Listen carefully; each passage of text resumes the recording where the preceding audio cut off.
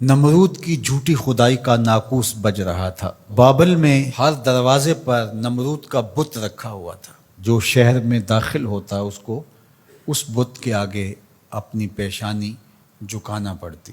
اللہ نے حضرت ابراہیم علیہ السلام کو رشد و ہدایت کا نور دے کر کے اس دنیا کے اوپر بھیجا۔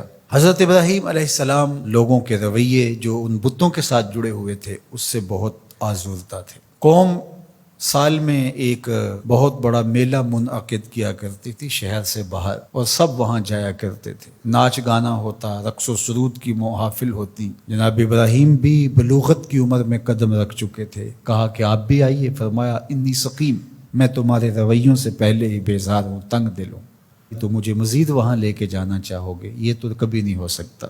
تو وہ بتوں کے آگے مختلف اشیاء رکھ کے چلے جاتے تھے۔ تو ابراہیم علیہ السلام گھر سے نکلے، ہاتھ میں کلہاڑا لیا اور ان کے مرکزی بت خانے میں داخل ہو گئے۔ دیکھا کہ انواع اقسام کے کھانے ان بتوں کے سامنے پڑے ہیں، تو کہا کھاتے نہیں ہو؟ اب وہ کیا جواب دیں؟ مجسمے ہیں پتھر کے۔ تو دوسرا سوال کیا، ما لکم لا تنطقون، بولتے نہیں ہو، کچھ بولو نا، کیوں نہیں کھاتے ہو؟ قرآن نے تعبیر کیا اس انداز کو، تو دائیں ہاتھ سے زور کی ضرب ماری، فجعلہم جزازا، ان کے ٹکڑے ٹکڑے کر کے رکھ دیے، چورا چورا کر دیا۔ الا کبیر اللہم، جو بڑا بت تھا اس کو بس چھوڑ دیا، اس سے کوئی صلح نہیں تھی۔ یہ حضرت ابراہیم کا ایک طریق تھا۔ اب وہ میلہ دیکھ کر واپس آئے۔ ان کی عادت یہ تھی کہ واپس آ کے سب سے پہلے بت خانے میں ہی آتے۔ تو وہاں دیکھا کہ ان کے جھوٹے خداؤں کا کسی نے تیا پانچا کر کے رکھ دیا۔ ظاہر ہے کہ ان کے خداؤں کے ساتھ یہ ہوا تھا تو ان کی تو عقیدت وابستہ تھی۔ ان کے پروہت چیخنے لگے، پجاری رونے لگے، اور عجیب شور مچ گیا، ہمارے خداؤں کے ساتھ کوئی یہ کیسے کر سکتا ہے؟ ظالمین سے ہے جس نے یہ کیا ہے۔ شہر کا شہر جمع ہو گیا، آیان سلطنت جمع ہوئے۔ انہوں نے کہا کہ ایک ہی نوجوان ہے اس پوری معاشرت میں جو ان بتوں کی برائی بولتا ہے، تو یہ اسی کا کیا دھرا ہو سکتا ہے، اور کون کر سکتا ہے؟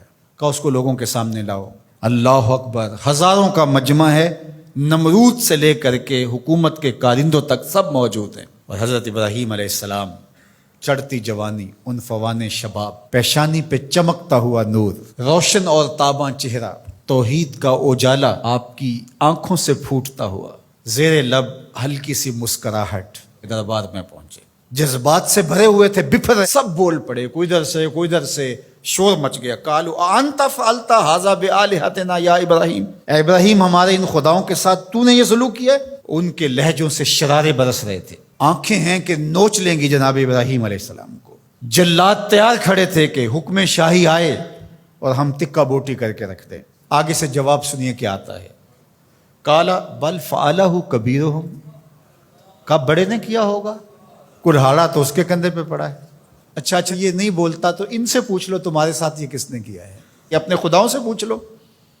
اللہ اکبر، یہ کاٹ تو کلہاڑے کی کاٹ سے بھی سخت تھی۔ یہ جو بپھر کے اچھل اچھل کے باتیں کر رہے تھے، اپنے ضمیر کی طرف پلٹے، اور اندر سے ضمیر نے کیا آواز دی، تم خود ہی ظالم ہو، جو اپنا دفاع نہیں کر سکتے تمہارے معبود کیسے ہو سکتے ہیں؟ اپنے سروں کو جھکائے ہوئے آیان سلطنت بھی، اور بڑے بڑے پروہت، اور بڑے بڑے پجاری، اور بڑے بڑے قبیلوں کے سردار، وزیر مشیر، سب کے سر جھک گئے، اور جھکے ہوئے سر سے آنکھیں چار نہیں کر سکتے تھے، اور بولتے کیا ہیں، لقد علمت ما هؤلاء ينطقون، ابراہیم تو جانتا ہے یہ بولتے نہیں۔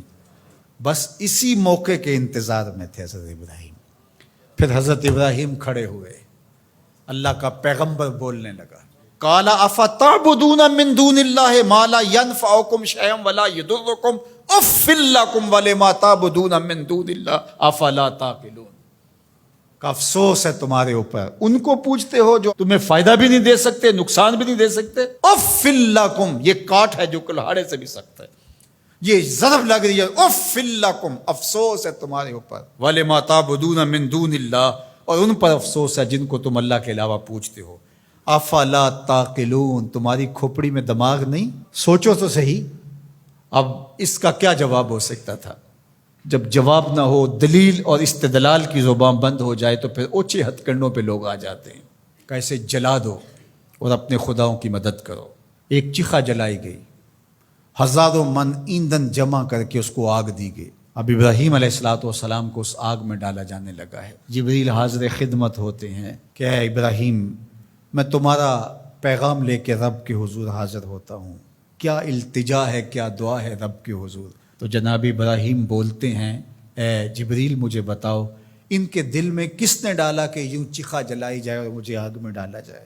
کہا رب جلیل نے۔ کہا جلیل کی یہ مرضی ہے تو خلیل کی بھی یہی مرضی ہے۔ جے سونا میرے دکھ وچ راضی، جے سونا میرے دکھ وچ راضی، میں سکھ نو چلے ڈاواں۔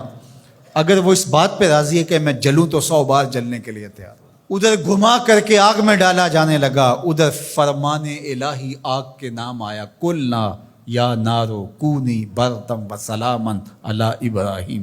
اے آگ میرے ابراہیم پر ٹھنڈی ہو جا، لیکن سن سلامتی کی ٹھنڈی ہونا، اتنی ٹھنڈی بھی نہیں کہ میرے خلیل کو سردی لگنے لگ جائے۔ اب ابراہیم علیہ السلام جب آگ میں گئے، وہ رسیاں تو جل گئیں لیکن آپ کے بدن کا ایک بال بھی نہیں جلا، اور بالکل آگ کے درمیان میں جنت کی ٹھنڈی ہوائیں چل رہی تھی، اور ابراہیم کو اللہ نے بہلانے کے لیے فرشتے بھیج دیے۔ 40 دنوں کے بعد جب آگ بجھنے لگی اور کوئلے دہک رہے تھے اور آگ کے لاوے کم ہوئے، تو لوگوں نے دیکھا کہ ابراہیم تو کوئلوں سے چلتے ہوئے یوں آ رہے تھے جس طرح کوئی نازنی پھولوں پہ چل کے آ رہا۔ کسی نے حضرت ابراہیم سے پوچھا زندگی کے بہترین لمحے کب تھے؟ کہا وہی 40 دن جو میں نے آتش نمرود میں بسر کیے تھے۔